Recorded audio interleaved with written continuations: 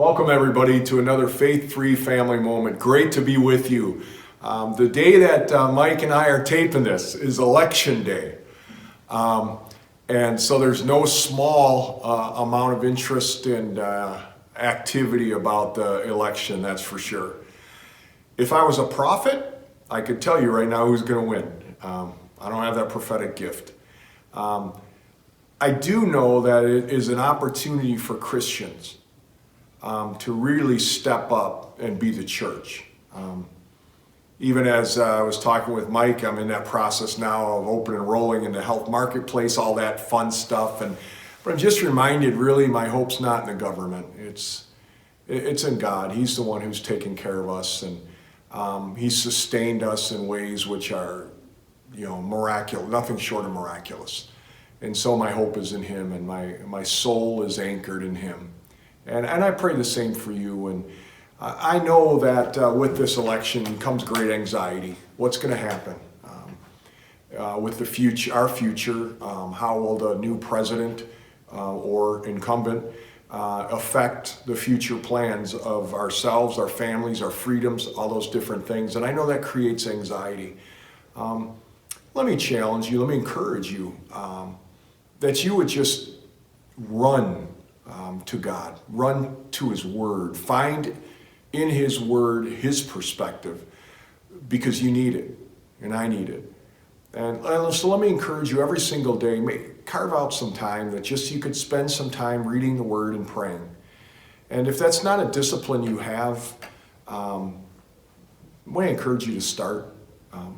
And let me be frank with you, you won't do so good in your Christian walk without daily time with God. It's that important. The psalmist modeled it, and I know from my experience and many other Christians' experience, that's the primary way God speaks to us. It's through His Word, and His Spirit takes that and nourishes our spirit and our soul and gives us His perspective in life. And without it, these days are going to be filled with more anxiety. And so I just want to encourage you that in these days ahead, as we maybe even have to wait to find out what the election results are, just trust Him, run to Him, find great strength in Him and in His Word, for we need that. We really need that.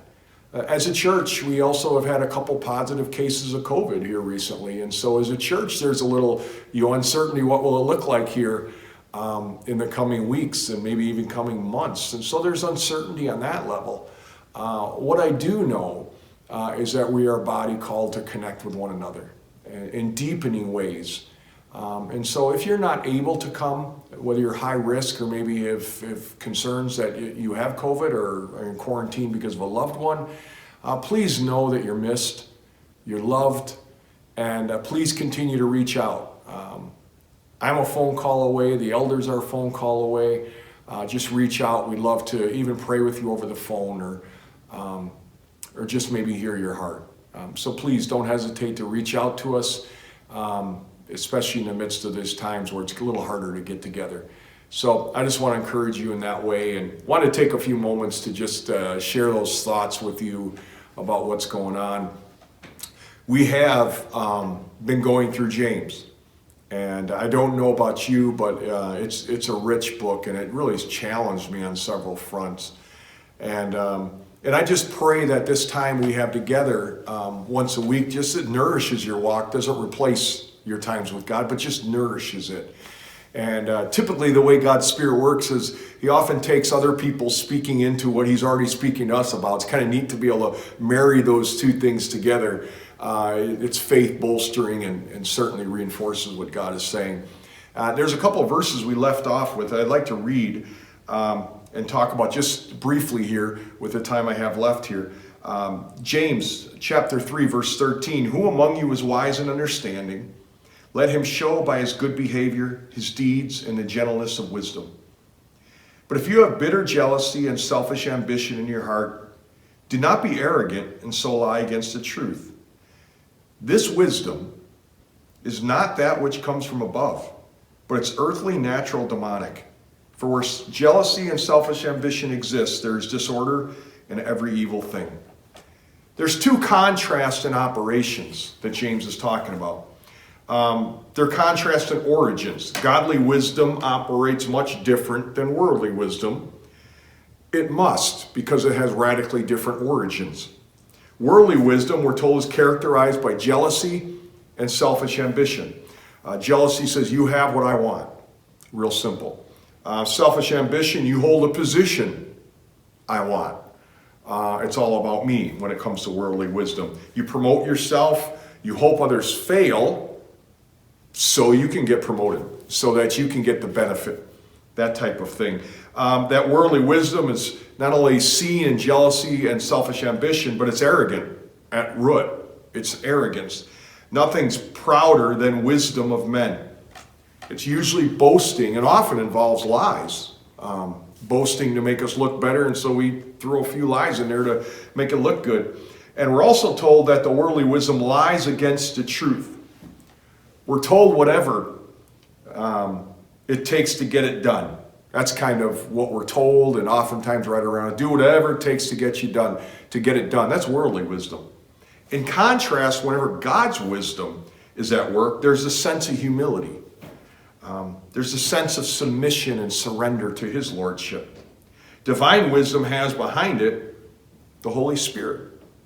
Worldly wisdom has the devil behind it. Can you get a greater contrast than that? Who wants to operate on a realm and with a wisdom that's demonic? Not many people, but there are many people who don't realize that it's demonic. And yet in stark contrast is this divine wisdom.